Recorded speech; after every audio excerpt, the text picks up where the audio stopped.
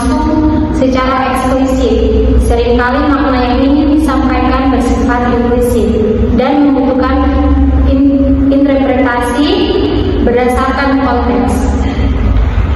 Dengan demikian, pragmatik menjadi kunci dalam memahami bagaimana bahasa berfungsi secara nyata dalam interaksi sosial. Tanpa pendekatan pragmatik, pemahaman terhadap bahasa akan bersifat parsial dan berpotensi menimbulkan kesalahpahaman. Definisi pragmatik menurut 5 para ahli. Yang pertama, Georg Friedrich 1983 menyatakan bahwa pragmatik adalah studi tentang makna dalam hubungannya dengan situasi ujar. Dalam pandangan ini, makna tidak berdiri sendiri, tetapi sangat dipengaruhi oleh konteks saat tuturan itu digunakan. Fokus utamanya adalah hubungan antara makna dan konteks situasi. Yang kedua, Stephen C. Levinson 1983 mendefinisikan pragmatik sebagai studi tentang hubungan antara bahasa dan konteks yang mendasari pemahaman makna. Artinya, untuk memahami makna suatu ujaran, kita harus melihat bagaimana bahasa tersebut digunakan dalam konteks tertentu. Fokus utamanya adalah keterkaitan antara bahasa dan konteks. Kemudian Georg Yule 1996 menjelaskan bahwa pragmatik adalah studi tentang makna yang disampaikan oleh penutur dan ditafsirkan oleh pendengar. Definisi ini menekankan bahwa komunikasi melibatkan proses penyampaian maksud oleh penutur dan penafsiran oleh pendengar. Fokusnya adalah pada penutur dan proses penafsiran makna.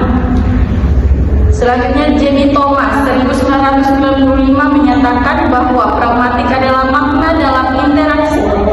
Hal ini menunjukkan bahwa makna terbentuk melalui interaksi antara penutur dan pendengar dalam suatu komunikasi.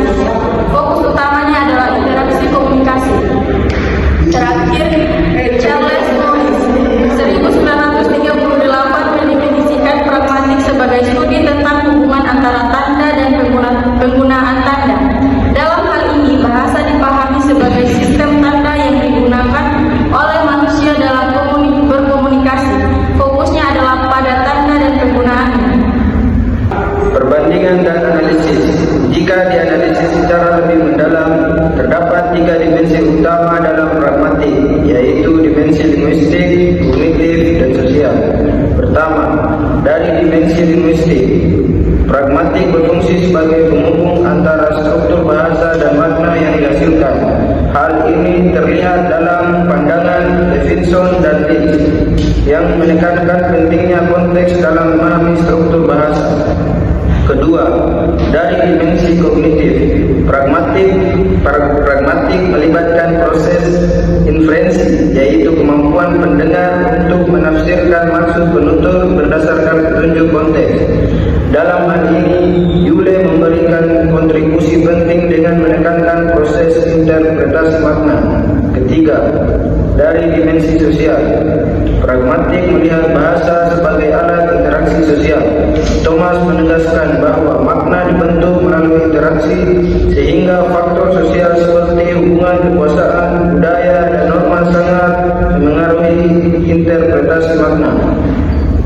Selain itu, perkembangan pragmatik juga menunjukkan adanya pergeseran paradigma dari pendekatan struktural menuju pendekatan fungsional dan interaksional. Hal ini menandakan bahwa bahasa tidak hanya dipandang sebagai sistem, tetapi sebagai praktik sosial yang hidup dan dinamis. Dengan demikian, pragmatik tidak dapat dipahami secara tunggal, melainkan harus dilihat sebagai kajian multidimensional yang mengintegrasikan berbagai aspek bahasa dan komunikasi. Kesimpulan, berdasarkan analisis yang telah dilakukan, dapat disimpulkan bahwa pragmatik merupakan cabang linguistik yang esensial dalam memahami makna bahasa secara kontekstual. Berdasarkan pragmatik melengkapi kajian semantik dengan memberikan penjelasan tentang bagaimana makna diproduksi dan diinterpretasikan dalam situasi nyata. Pragmatik menegaskan bahwa makna bahasa tidak bersifat absolut, melainkan dipengaruhi oleh konteks hubungan sosial serta proses konflik